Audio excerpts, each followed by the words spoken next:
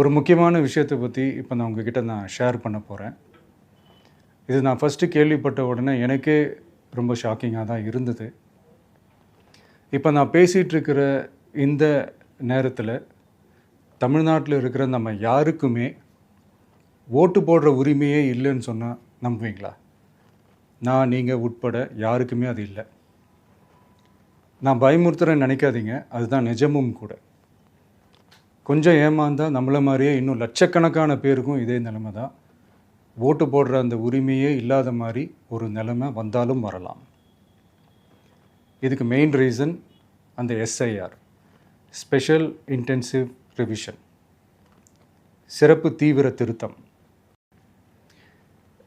இப்போது இந்த எஸ்ஐஆர் நம்ம தமிழ்நாட்டில் எப்படி ஒர்க் ஆக போகுது?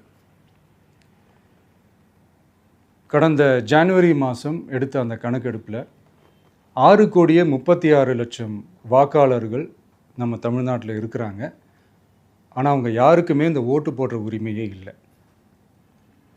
அந்த பிஎல்ஓன்னு சொல்லுவாங்க, பூத் லெவல் ஆஃபீஸர்ஸ், வாக்குச்சாவடி நிலை அலுவலர். அவங்க தான் வீடு வீடாக போய் அந்த ஃபார்மை கொடுப்பாங்க. அதை நம்ம ஃபில்அப் பண்ணி கொடுக்கணும். அதை தேர்தல் ஆணையம் அதை எடுத்துகிட்டு போய் அதை ஸ்க்ரூட்டினைஸ் பண்ணி அது எல்லாமே கரெக்டாக இருக்கான்னு செக் பண்ணி பார்த்ததுக்கப்புறம் அந்த வாக்காளர் பட்டியலை வெளியிடுவாங்க. அந்த வாக்காளர் பட்டியலில் நம்ம பேர் இருக்கணும், அப்போ தான் நம்மளால் ஓட்டு போட முடியும். அந்த புது பட்டியல் வர்ற வரைக்கும் நம்ம வாக்காளர்களான்றது அது உறுதியே செய்ய முடியாது.